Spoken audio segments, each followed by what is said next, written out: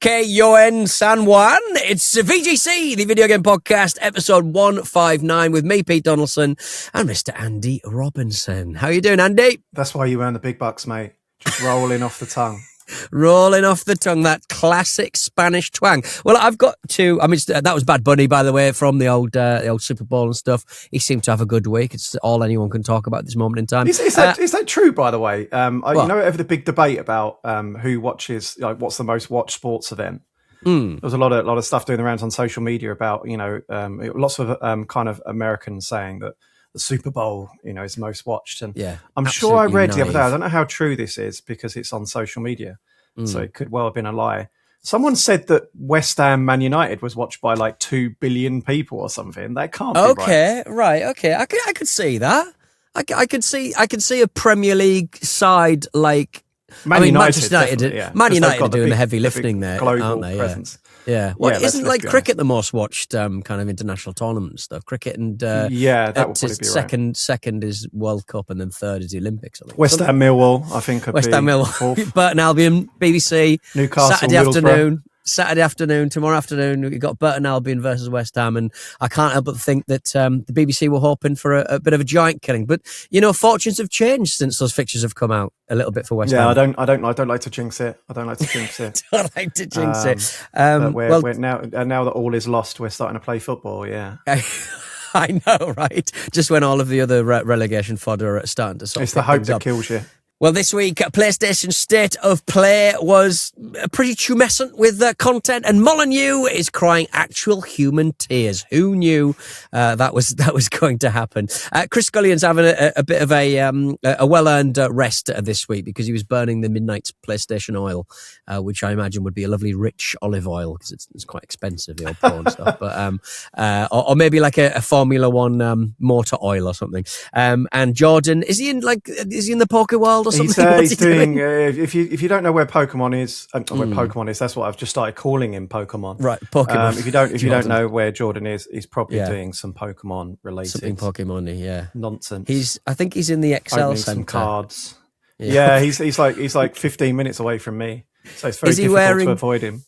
Is he wearing like a little plastic Pokemon card around his neck, like a lanyard? There have to be. There's got to be a lot of that sort of caper going on. What's going on in Patreon world, Andy? What's going on in Patreon world? Lots of happy things. We started selling tickets for our live event. Have you got yours, right, Pete? Yes, I have got mine. I have got yours. Jordan did say that I could have a free one, but you know what? I'm supporting the project as it stands, and I'm going to be up there. And I don't need to worry about booking me hostel right now, do I? No, I haven't even done mine. Have I? Friday night. I did book one because I kind of need to be there.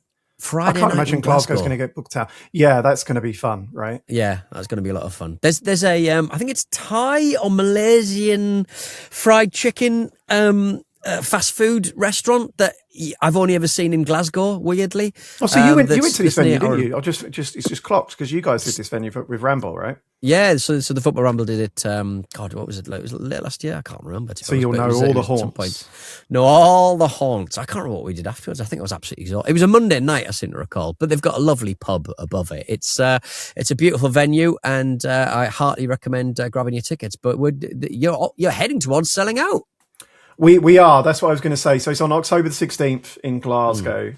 And we are, our updates have kind of slowed down at the moment, but I would say we have got less than 50 tickets left because it kind of went very quickly on that first weekend. So if you want to come, please do pick them up and come and join us. I think it'll be good fun. We got lots of conversations about special guests and sponsors and things like Run-ins. that. Yeah. So I think it should be good fun. Yeah, Oran Moore is Gaelic, I believe, for a big song. That was from my research won't be singing last a big time. song. So maybe one of our special guests will coming out to a little bit. Maybe you can bring a little a flute or something like that.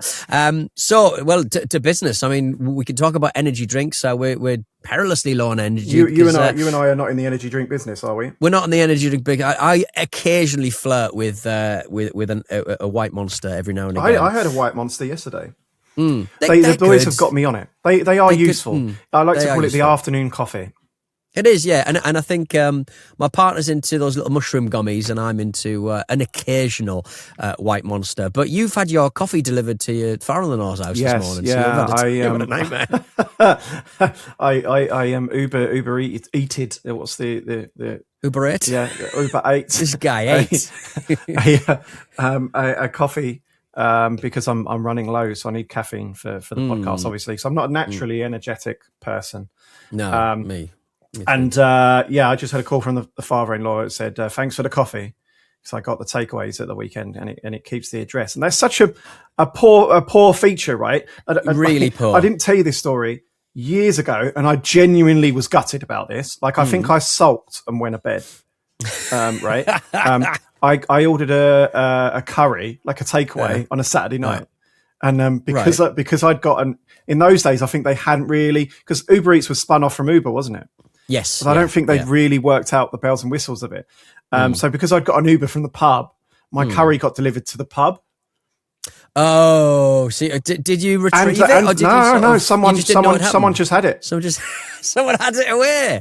And that was the conversation. They're like, well, we delivered it. It was accepted. Because the graphical user interface was very, when it first started spinning off from Uber Eats, it was almost like the Uber kind of setup. So you were fearful that a Toyota Prius was going to be served up at your house on your table. Yeah, it's very disappointing. On a similar tack, I have repeatedly sent my mother-in-law's adult nappies to my house, which I'm yet to need to use them, but maybe for future. Maybe I can sort of pack them away for future times. Useful for a long podcast. Exactly, yeah. I keep in Southend where I live. There's a lot of kind of retirement homes, and I'm thinking they've got to have use for like adult nappies, surely. And but I don't really want to be the person who sort of turns up and goes, "Do you want these adult nappies?" It's not really, it's not really a great thing to do, I would say. I can't believe I've not come down and met you for a pint, mate. In the old what's the boat called at Leon Sea? The pub. Oh, there's the old Smack down there. There's a few different ones. The pub that everyone goes to with a massive beer garden on Leon Sea. The boat. Oh yeah, it's the oh God, what's it called? The boat, not the boat. It's going to annoy me. That's really going to annoy me. Down in Old Lee, there's the Peter boat. That's it. The Peter boat. Yeah, they've extended that little sort of outside drinking thing. Good, because you can never get in there. No, the service is frequently terrible, but I think most of the children who are 16 and older in Southend just go and work on the Peter boat because there's just so much traffic day by day. Lovely place to go. It is a lovely place. Summer though, lovely place. Right, so last night's PlayStation State of Play happened, was dispatched with aplomb, and there's quite a few stories, has to be said. Anyone sort of excite you? God of War 2D spin-up. I think it was a really, really good state of play. Usually these are a little bit disappointing. It must be said, mainly because Sony haven't really got that much first party stuff these days, just because of how long it takes and, to make these big games.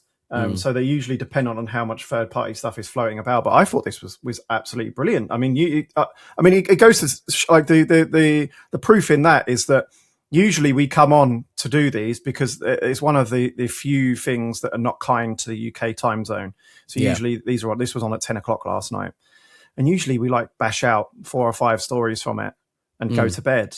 Me and Chris were still working at 1 a.m, kind of mopping this up. The list of much stuff. And then at the back end of basically you did a concatenation of all of the announcements that linked to your different stories. And then you had about 15 YouTube links at the end of it because there's just so much stuff. Yeah, it keeps going and going.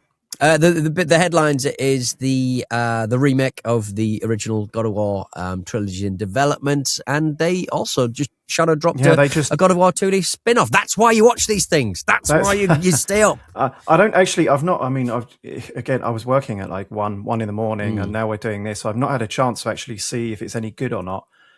Because it came out this 2D spin-off that's been rumored for quite a while. I can't remember the name of the developer. But I will say that Chris, in particular, was Mega Cat Studios, but they make these 8-bit type of homage games, like they did Angry Video Game Nerd, the game, and things like that recently. Right. And I don't think they're particularly good, particularly great. So I don't think Chris was particularly excited when he saw who made the game. So I've not actually seen if it's any good or not. It might be rubbish. I've seen the obviously trailer, but it's got that like lovely kind of mix of not quite pixel art, not quite watercolor, and price point £24. Is that the sort of place you'd be expecting this sort of thing to be hitting at? It's a bit of a weird game, isn't it? Sony don't really make this sort of stuff. Has someone at Santa Monica Studio got a mate over there, or I'd like to know like the proximity of their offices and stuff, because it's not. I mean, it's the 20th anniversary of God of War this year. You want to deliver some Uber Eats to them? get going. It's the 20th anniversary, or it was the 30th anniversary. It's got to be 30th or 20th, I guess. Yeah, because it's right at the end of PS2. Rayman's 30th anniversary. It's right at the end of PS2, so it'll be 20th. Yeah. It feels older than that, God of War, but it is 20 years. And because I remember when PS3 came out, the best game on PS3 was God of War 2 on PS2. Yes, right. Because you got no games, got no fans, etc.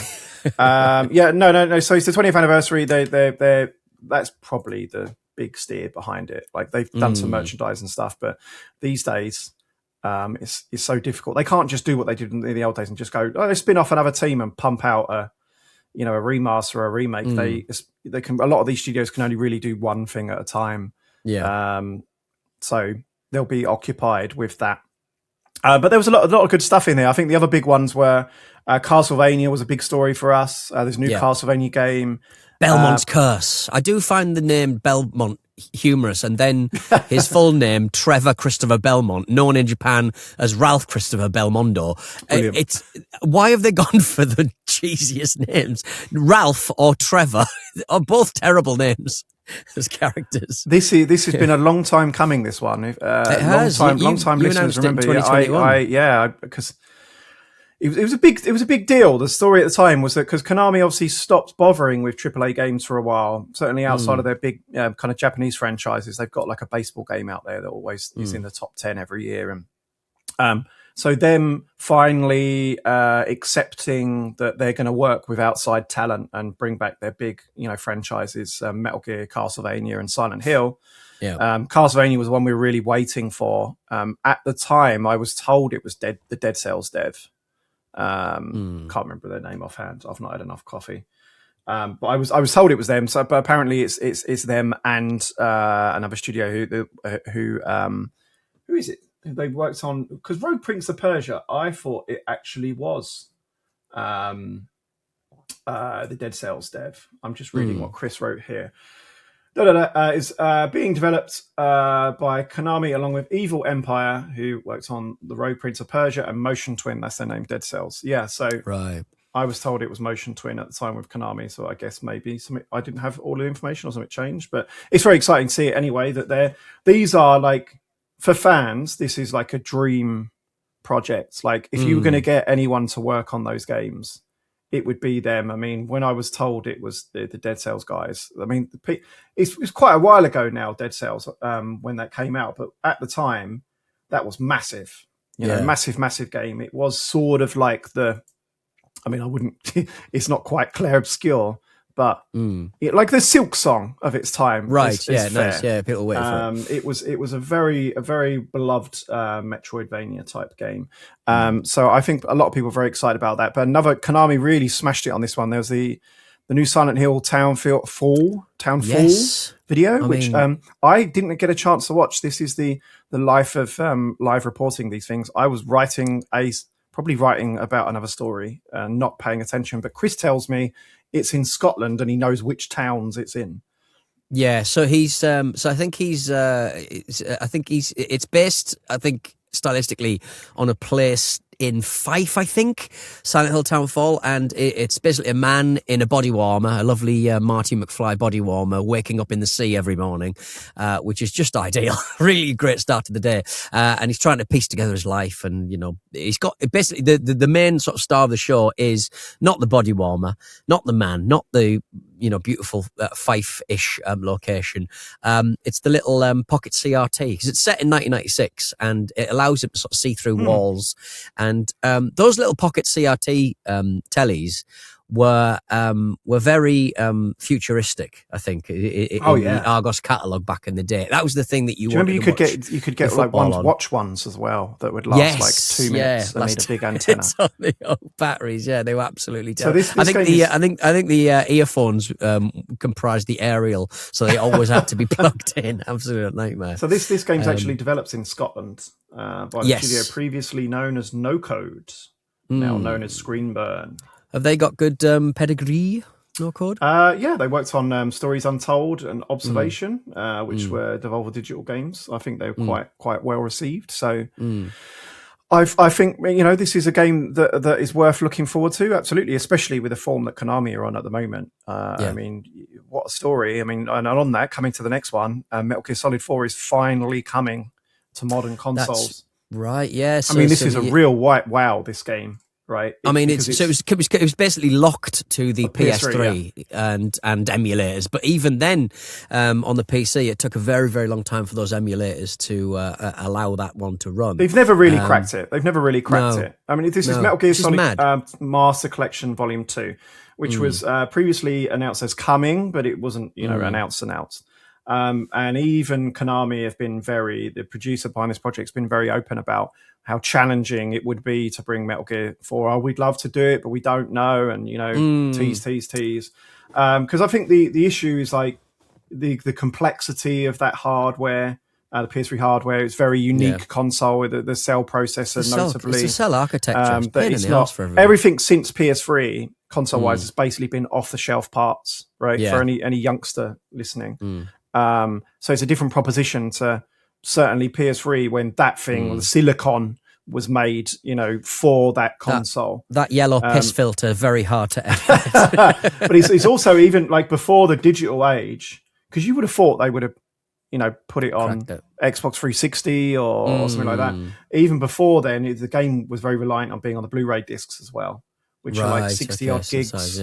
Which is another kind of barrier to entry. So they've done it. It's coming out in August alongside Peace Walker, the PSP game, another lovely game, and very well received. A very niche Game Boy entry. Ghost Babel. Solid Coast Babel. Ghost Americans seem to call it Babel. The Brits occasionally call it Babel. I mean, really good. I mean, a lot of people getting very excited about it. I think it depends which side of Watford you're from, really, doesn't it? That's a good point, actually. Yeah, I've got no. It's like it's like Alan Partridge's assistant who's got a fork in the bathroom. I know what Babel means, but I've got no cause to use it. The Game Boy Color game Ghost Babel Babel. It's a bit of like a cult classic, but no one's ever played it. It basically lives in its own little timeline. You tell me, mate. Right. I don't know nothing about it. Exactly. I'm sure Chris will have had a spin at some point. But I mean, a nice little package, and good to see that Metal Gear Solid and Old Snake on his constantly smoking cigarettes is back, and the cigarettes were very, very prominent in the trailer, which surprised me. In 2026. They were on the loading screens, and that game loaded for a lot. I mean, you had to install it, didn't you? You have to install it to the hard drive. Yeah. PS4 3 had a hard drive, didn't it? Carl? PS3 had a hard drive. You had to install it, and he'd just sit there smoking for ages. Like the fat one. And one of the loading tips was like, "Don't smoke." Smoking kills. But it looks so cool. Moving on, John Wick. There's a John Wick game starring Keanu Reeves, which looks excellent. The trailer is him getting fitted for a suit and then doing some usual punchy, stabby in the face sort of stuff. Yeah, I won't lie. I was hoping for more of a prestige studio than Saber Interactive, right? But that's not to put them down. They put Space Marine 2 is by far their biggest thing, right? So they are well on the up, and they have a pedigree. I mean, they used to work on like the Halo Anniversary remake from like literally that is 10 years ago, right? I guess because it's the 25th anniversary, so it'll be 15 years ago. And like Quake Champions, I think they did, and they do lots of work for hire kind of stuff, right? Because I think a lot of their developers are or were based in Russia, so they could do things a lot cheaper and have the expertise. So maybe I'm being a little unfair there, because Space Marine 2 is a very good game, but they're working on Space Marine 3, so you can't imagine that's so I just wonder about who's I don't know. I just looked at this and I thought this looks amazing, and I really wanted to see a, like an Insomniac or something. Do you find that because games take such a long time to build, there aren't, and obviously because of the massive kind of post-COVID smash ups of most studios, there aren't many studios with the capacity to look for projects right now? Or, no, there aren't. There's the funding's not there, Pete. I mean, it's not. This is a whole different conversation, but we're going to see a massive drop off of AAA, in quotes, games in a couple of years because they're not being funded right now. There's no funding out there, and to make one of these, you need like $100 million. If you're they probably don't if they're making it in the vicinity of Russia. Then it's probably a lot cheaper. Which is why they've been able to be so prolific. But it just seems weird that in 2026 that this is when we're seeing for the first time John Wick in I guess not John Wick in a video game because he's obviously been in a few titles here and there, but seeing him in a video game of his own development in 2026. I know clearly they've been working for a long time. The director of the series, I can't recall his name again because I've got a frazzled brain. But I know he's a big gamer, if you want to use that word. I hate myself using that word already. Game fan, player. He's isn't he doing the Ghosts of Tsushima movie? I think he might be. But he's a big fan of games, and it says in the release for this that the production company is heavily involved. So I wouldn't be surprised at all if that is the case, and it was kind of like steered quite heavily by them. But yeah, fingers crossed that's good because that looks cool as hell. Well, speaking of men in suits kicking off, there's also a little extended gameplay trailer for 007 First Light. I'm bored of that by now. Have you seen that much of it? I feel like there hasn't been that much out there. I know it's supposed to come out soon, right? They delayed it. I'm bored of that game. Like I'm looking forward to it, and I'm going to play it. And this is exactly. I mean, James Bond that game is squarely aimed at me, right? Middle-aged man, nice linear game. Probably not going to be too long. Play it when the kids go asleep. But guys, like, if you running out of stuff to put in the trailers? Like, I know you delayed the game, and it's a big deal. I'm falling asleep at these trailers now. Bearing in mind that it's the Hitman devs, isn't it? It's IO Interactive. Yeah, IO. Bearing in mind, like the main kind of proof of the pudding will not be how much it looks like Uncharted in trailers. It's going to be how viscerally satisfying the combat is, because that just seems to be, it's not something that Hitman, hand to hand did a lot of. Yeah, it's a bit new for me. I'm more concerned about them like stitching the various bits together. Because I think if they made a Hitman Bond game and it was a straight transplant, that could work. Yes, right. He's spy and infiltration and stuff like that.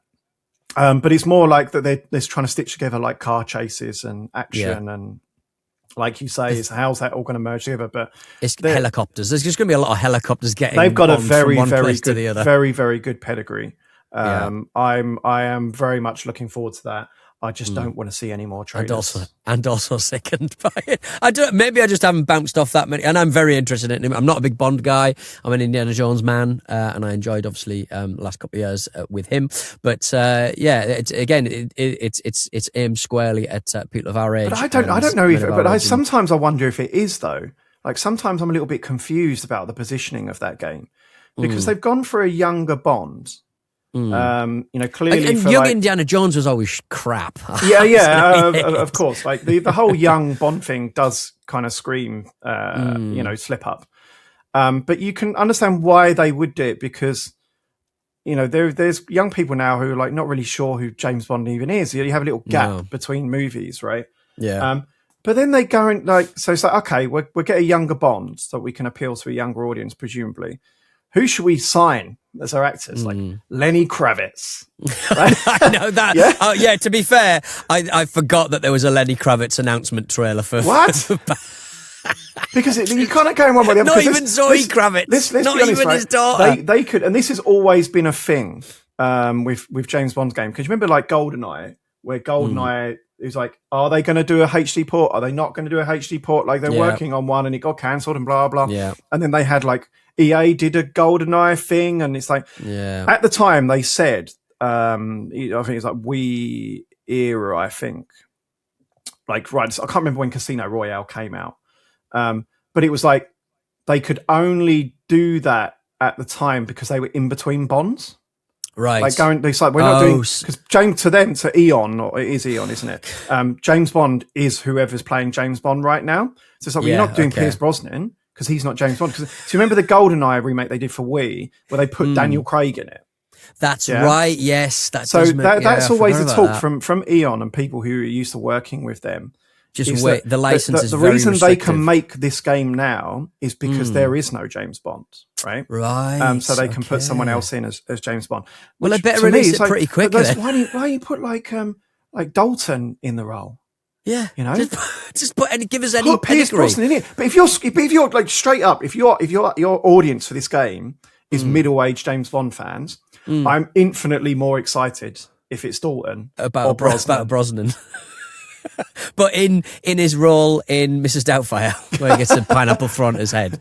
I mean, that's it. Yeah, you're quite right. That's a very good point. It must be so kind of restrictive to almost Mario-esque to work with that kind of IP, and so maybe that's why they're sort of delaying the news of the new Bond. They're waiting for this bloody thing to. I doubt it, but.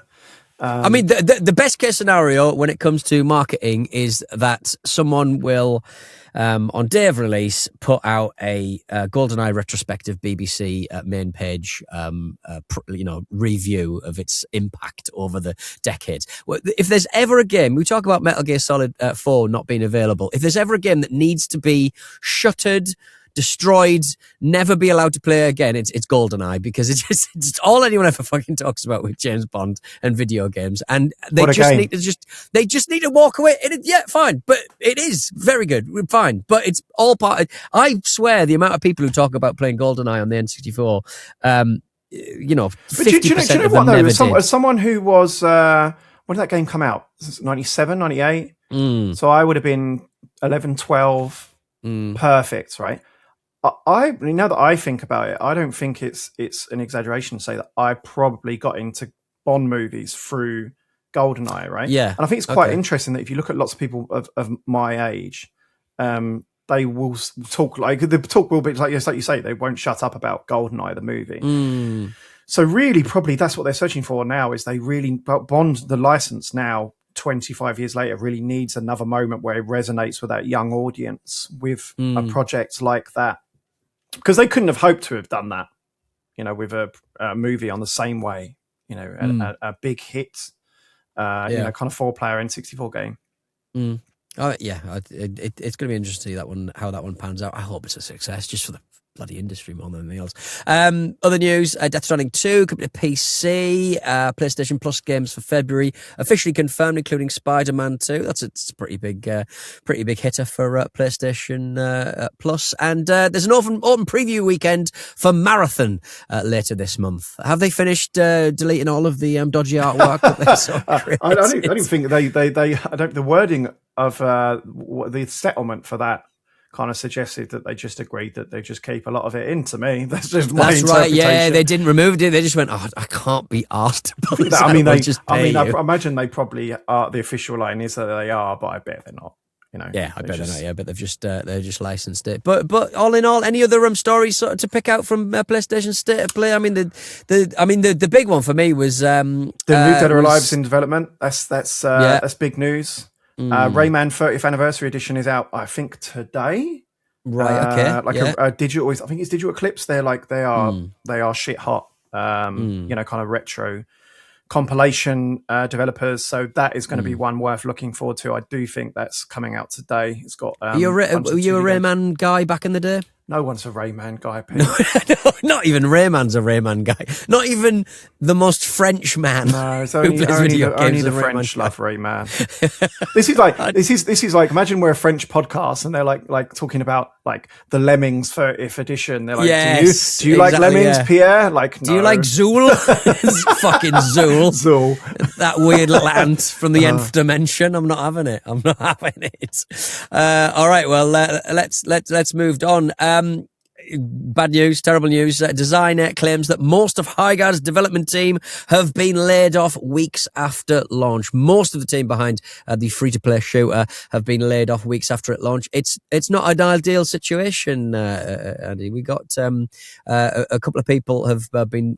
This has been rumoured to have been in the situation, but Alex Grainer, a designer who works on Apex Legends and Battlefield 6, said on LinkedIn on Wednesday that most of the team and himself have been taken off. They've been laid off.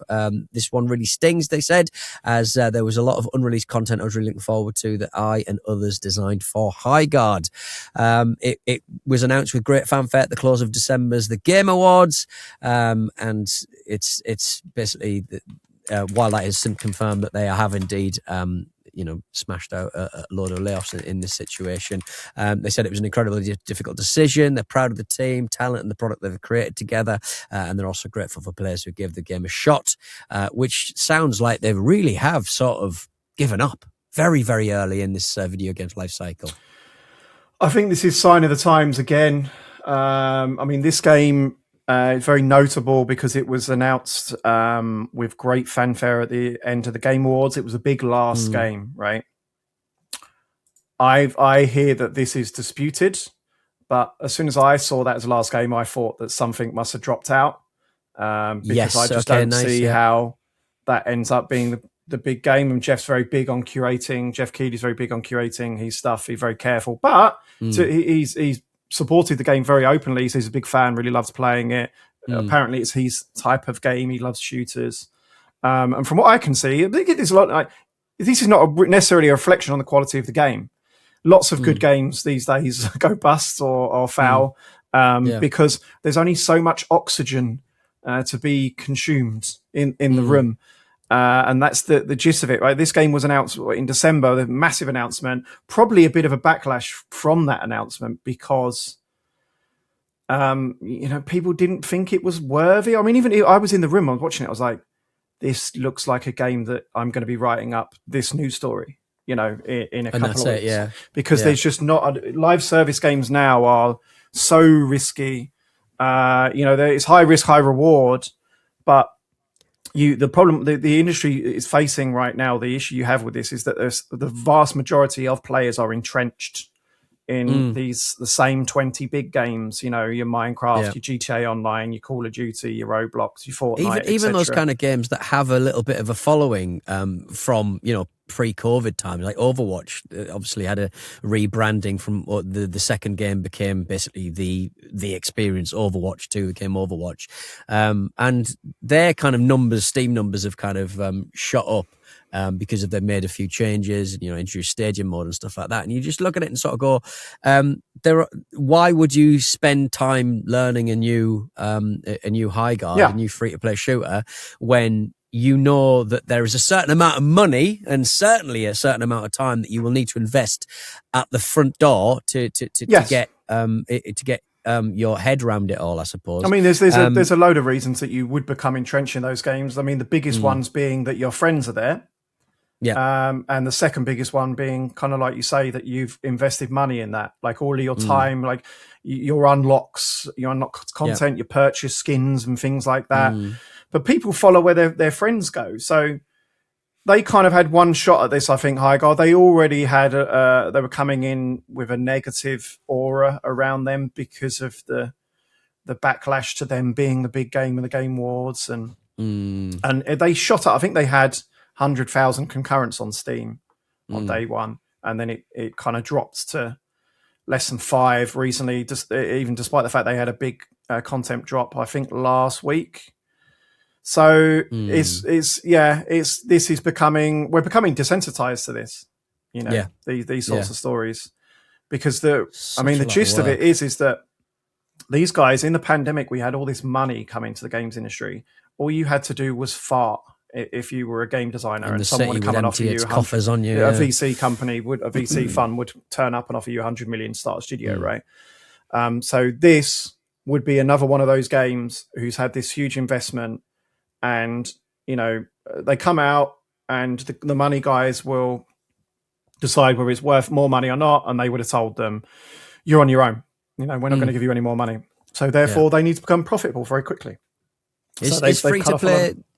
Is free to play getting? I mean, obviously, we were saying this, or VGC Podcast was saying this about a year ago, that free to play people are just a little bit tired of it, and like you say, the friends. Yeah, there's a lot of fatigue among consumers. I think it's definitely an element as well. Do you think that free to play at this point in time seems too disposable for people who would rather spend a few quid on like Battlefield 6, huge bestseller last year, obviously.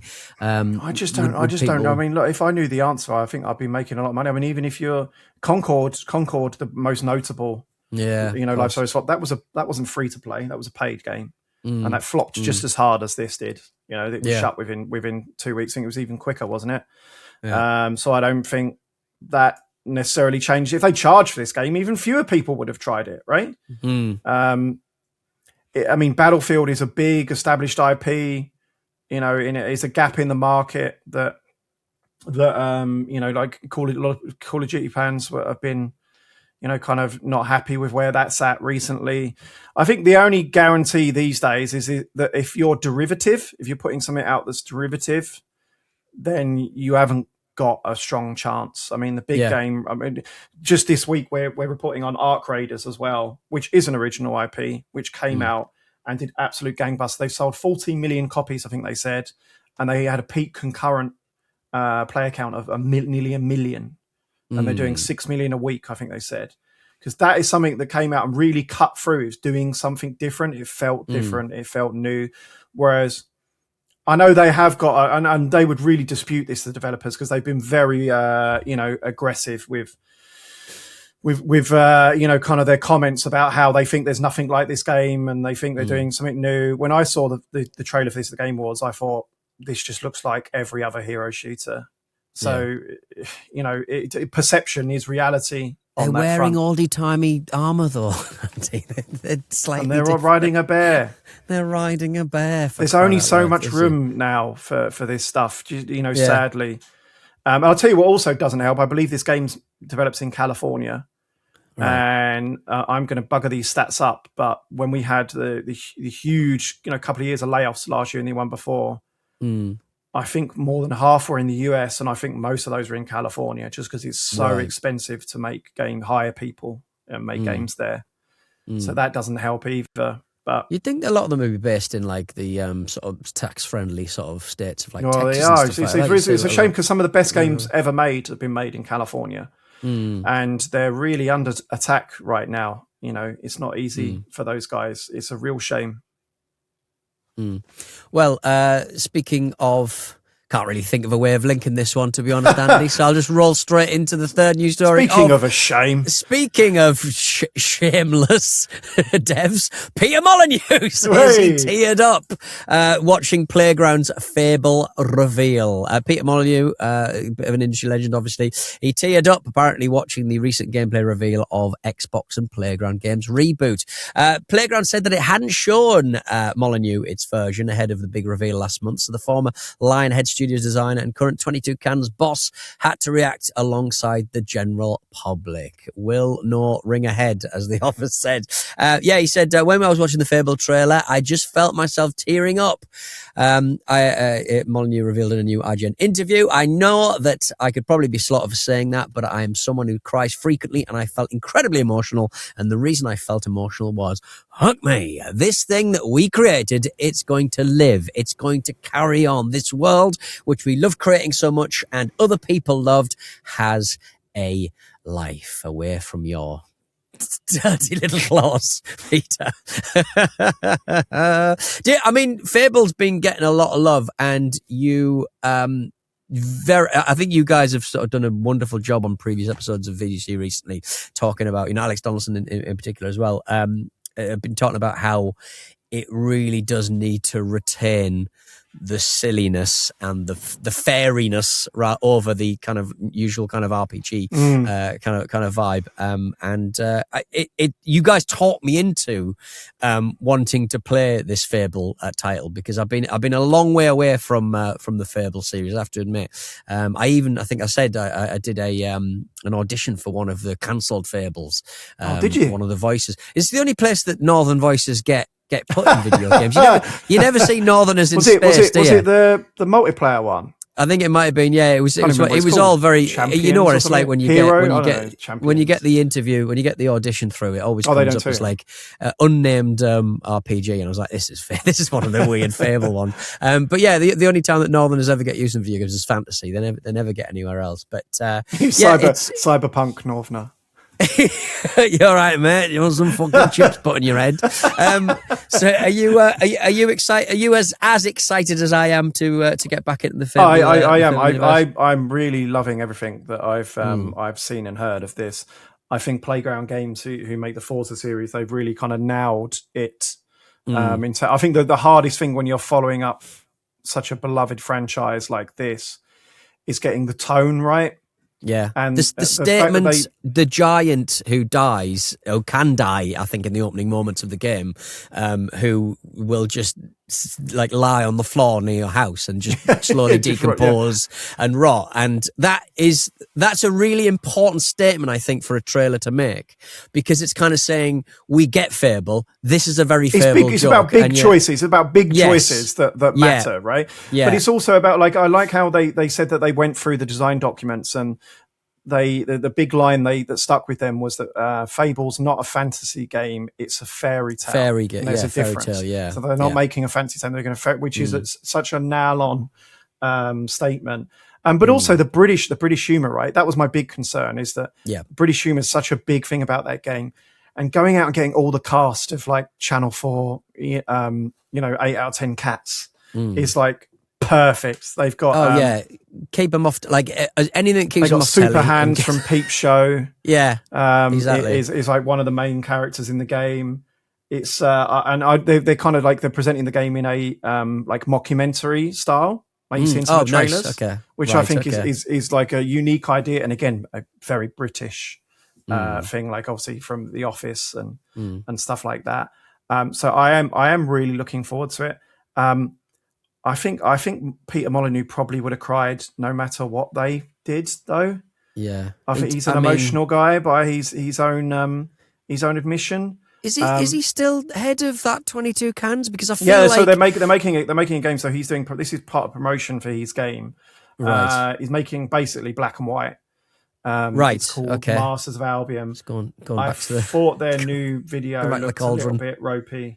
But it is an indie game. But the people behind it, by the way, like I'm actually, if anyone's listening to this from Peter's team or 22 Cans, invite me to come and see you. So I know they've had some press in, and I would love to go and see this game and speak to them. Yeah.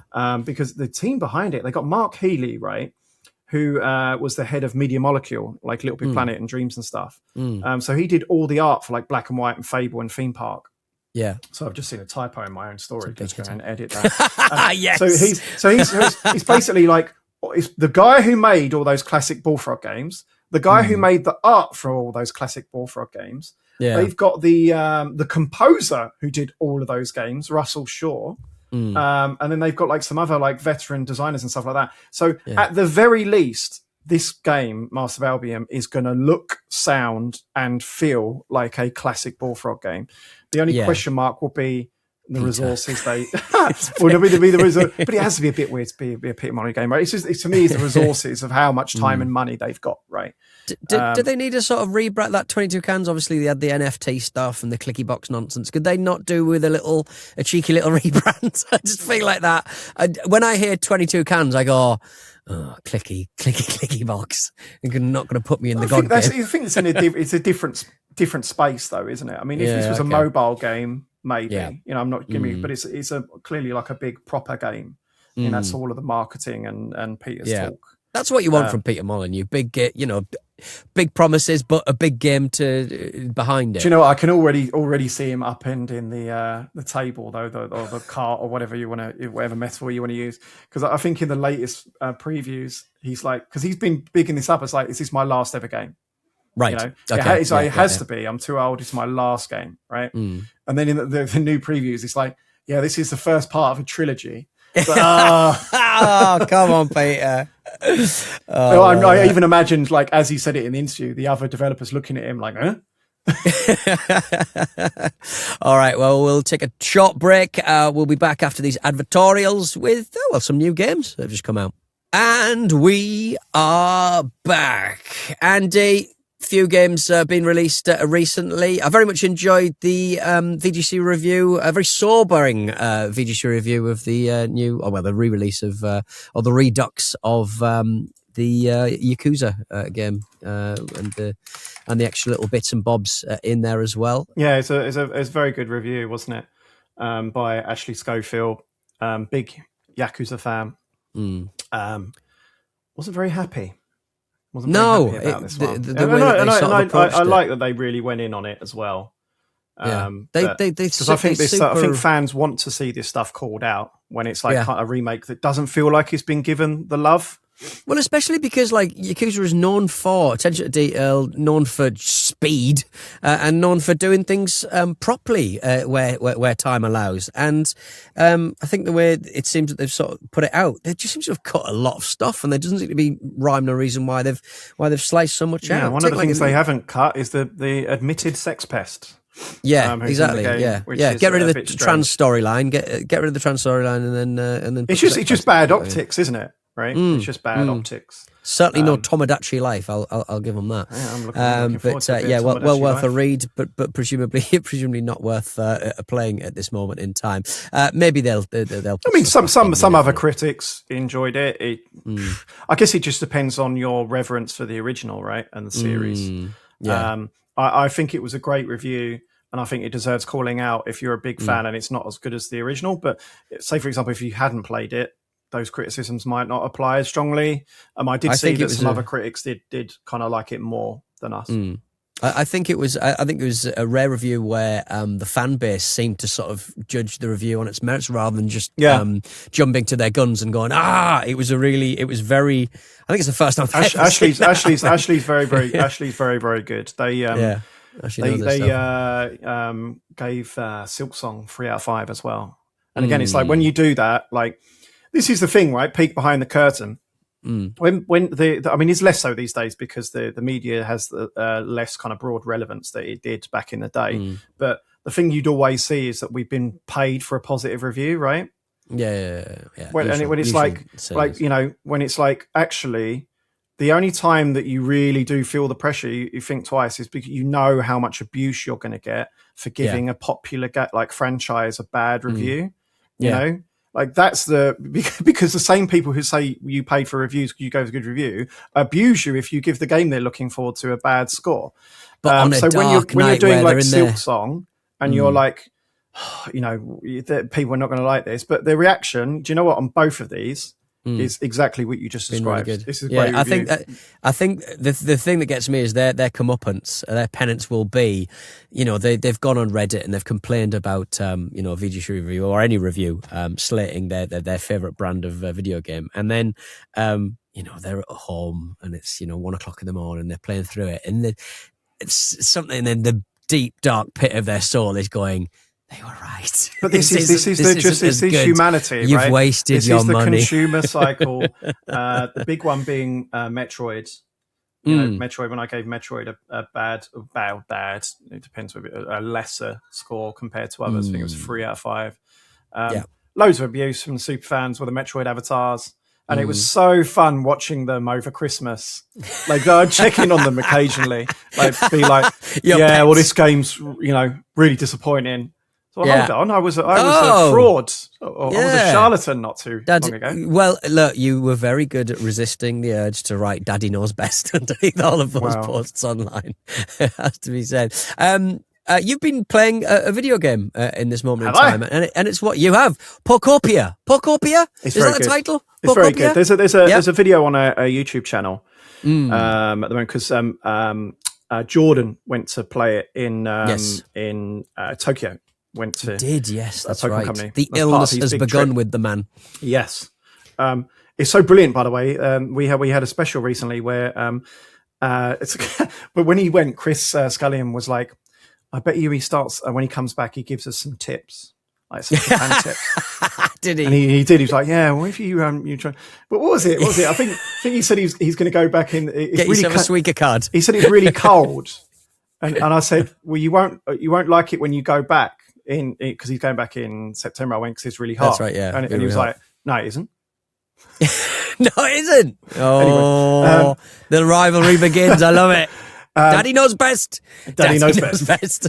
But so anyway, there's a video on a rare video of us not bickering on YouTube of us talking about this from our experience, because we both played this game. It's really good. Right. Do you know what? It's interesting because it's like Pokemon's the biggest media franchise on Earth, and yet why do I and so many others feel that this is coming in under the radar?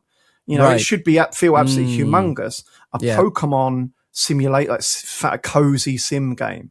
This game could be absolutely massive, right? I mean, we only played an hour solo single and player, and then 30 minutes multiplayer, but really hinted at a very Moorish game that a lot of people are going to love. Like I said in this video, the thing with Pokemon and Nintendo, there's always this frustration that they don't do the obvious thing, like purely for the sake of not doing the obvious thing. Like, you know, it's like 20 years ago, it would have been make a big 3D Pokemon on GameCube. Do it. Yeah. It will be massive. No, we're not going to do that because you can't use a link cable, you know, or something, right? Make a Pokemon MMO. No, why would we do that? We don't do online. We're Nintendo. So this feels like one of the rare times they've done the obvious thing. Like, I mean, I've got my kids are like 9 and 10. Oh, they soon will be. Like a Pokemon world that looks a bit like Minecraft. The games they play are Minecraft, Animal Crossing, like Roblox. Yeah. And they love Pokemon, right? This game is like all of those things. It's like a mishmash together. It's very rare. I wanted to play more. Like I was sat there for an hour and 30 minutes. The quality looks like it's there as well. I mean, the actual the world looks so rich and beautifully put together, and I don't think you're going to get those kind of, you know, previous screenshots from like the Switch version of that Pokemon game came a little while ago, where, you know, the most of the carpety looking grass, it looks a bit rough. This looks like this looks really beautiful. There's a good interview from Jordan on the website as well with the director and the art director, and they talk a little bit about the art direction and. I can't remember the word she described to the art, but it's in the article. Have a look. Yeah. Well, along with some concept art as well. There's some concept art in there that I don't think anyone else has, or if they do, they nicked it. That was the thing that I quite enjoyed of the Bomberman collection. That's really good, by the way. Have you played it? Right? No, I've not played it yet. No. Oh, it's so good. I got it down last night. Right. I'm going to sell it to you. Yeah, because this is the kind of like. Dorky shit that we kind of like ooze over. So there's like the main menu, right? It's like the mostly Super Nintendo games, I think. And you can press a button to open the package, like whoosh, and a 3D box, like the cardboard box, right? And you can spin it and you can look at it, and then you press a button to open it, and it whoosh, and it will take the cart out and the instruction manual, and you can flick through the instruction manual, and it's like, can you blow on the cartridge? Come on now. It's really it's like really tangible. I think Bomberman's a super underrated game as well. That's another Konami one. They are on fucking fire. Right now. You can make like custom soundtracks and stuff. Like you can make like little sort of mixtapes. And the soundtrack's amazing. Like Bomberman soundtrack's always amazing. Such an underrated franchise that needs to come back in a big way. I think it's so good to see Konami back interested in core games again. Yeah, they've also they're I don't know if you pronounce this right. This is one of those Japanese words that I embarrass myself. Right? Is it Goemon or Goemon? Goemon. How's it spelled? It is Goemon. I think it's probably Goemon, hasn't it? It's got Goemon, hasn't it? Yeah. I think as a kid I called him Goemon, but it's probably Goemon. Well, it's like Doraemon. I used to call it Doraemon. You know, Doraemon. Yeah, but that's just. I think that part of Japanese is quite fun because you just literally whatever you know exactly how everything's pronounced, don't you? The way once you get it, because we kind of like mishmash our vowels together, right? So it would be Doraemon, whereas they're very phonetic, right? Doraemon. But they're releasing a collection for that in Japan as well. Like that series is Cool. super cool. Well, you've got me hooked on what's the old the app that allows you to learn. Oh, the languages. Was it Kana? Oh no, I mean the fella, the famous one that everybody does, Duolingo. Yeah, you recommend you sort of said that I use it in combination with got a bit of a grounding. Yeah, that's right. If you've got a bit of a grounding, the Japanese Duolingo is criticised quite a lot, but if you've got a bit of a grounding and you know how to pronounce certain things, like it does have some worth. And I agree. I was very surprised actually. My vocab is, it's getting up there, which is quite interesting. I'm definitely better than I was a year ago. Thanks for that and some other apps. Do you know what I found difficult? Right, is that I guess this is what happens when you don't. 'Cause I really feel like I could just do with going and working in Japan for 6 months, right? Completely. And obviously, I can do that, and then actually becoming a lot more competent. I think that would help my language skills a lot. Because the issue I have now from my learning is, and I discovered this when I took Suda 51 to the football the other week, right? And I realized that all of my Japanese is geared for me being a guest, like a tourist. Like, right? Yeah. Can I have 2 beers? And do you have this? Do you want? Right? Yeah. So, but when I was kind of like in that scenario, I'm kind of hosting him. I'm taking him to the football. So I wanted to ask him, like, what do you want to drink? I was like, shit, I don't know. Like, I could do a good guess. Daijobu. Beer? Biru Daijobu? Beer? Okay. There's always a way of doing that, yeah, I guess. Daijobu is just a word that you just learn, isn't it, I suppose? Biru futatsu? Yeah, exactly. Mario Tennis Fever, Andy. One of the rare times on the VGC podcast I've actually played something that you guys are talking about. I liked it. It's definitely a party game. Definitely not one to play by yourself, one would suggest. The pitches, courts, I hate tennis. The courts feel more kind of claustrophobic, and the career mode thing is quite limited. The little effects and stuff where, ink gets on your screen is a lot of fun. But is there something to be said for tennis games shouldn't be 50 quid? I think it's more than 50 quid, isn't it? Right, well, probably, I think the cheapest I've seen it is 60 quid for it digitally, so probably in a box it might even be more than that. Right. Yes, I do, especially when this is clearly geared to younger players who don't give a shit that it's not as good as the last one. Yeah. The story mode they put in is very half-baked. It's fine, isn't it? Like it's fine. I mean, someone pointed there's a lot of that on the Switch too at this moment in time. There's they really need some hits. I think Pokopia could be the first of those. I'll tell you one thing I really don't like. I mean, the whole gimmick that they put it right. I think Chris was more harsh than I expected him to be on this. I mean, he gave it a 3 because he thought the story mode was bad and he thought it was quite unbalanced. Chris has an anti-tennis manifesto. Like his style is called Serena. It wasn't he criticised from a tennis game for standing at the net and getting criticised for that on YouTube, and that was about 3 episodes of the VGC podcast about a year ago, I seem to recall. But I just the core mechanic is this like fever rackets, right? I just think they're broken. The more I play it, the more they piss me off, right? So it's like you get a special move, but it's like they're like like a special move you would have designed for a game when you're 10. Yeah. So you've got this special move and then it just puts ice on the floor. Yeah, and it stays there for the rest of the game. So you've just won the game for a stupid arbitrary move. Yeah, that's not fair, yeah. No, again, it just felt like one of those kind of games that should have been 25 quid, if that. All right, then, let's get out of here. Any more, Andy? No, best wishes? Let's pack our stuff and leave. Daijobu. We will be back next Friday on all your usual places. Jordan will be back from Poke World, and Chris will be back from his bed. Send us your questions, comments and concerns to podcast@videogameschronicle.com. Find Patreon's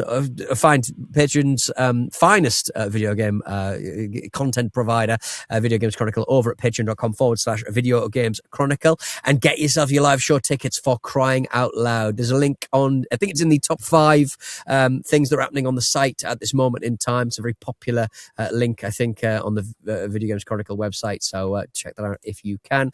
Andy, have a lovely weekend. I hope Burton Albion don't see you off. And very much short. in the same way. In the same way that Newcastle probably will be horsed down to varying degrees against Aston Villa. Big game for us. It's next weekend, isn't it? We're just playing Burton. It's next weekend. You're Burton. Yeah, easy. Easy. I say, easy. I don't care. Just I think we can't be interested now. Like as horrible as that is, I'll watch it and I'll enjoy it, but I would put out all of the kids. Yeah. Aren't you off to an unnamed seaside venue this weekend? Don't tell the listeners that. Sorry, might be there. You're going to be in your house. You're going to be in your house where the burglars aren't. Yes. We'll be back next time. Say goodbye, Andy. Goodbye, Matane. And it's goodbye from me, Joe Matane.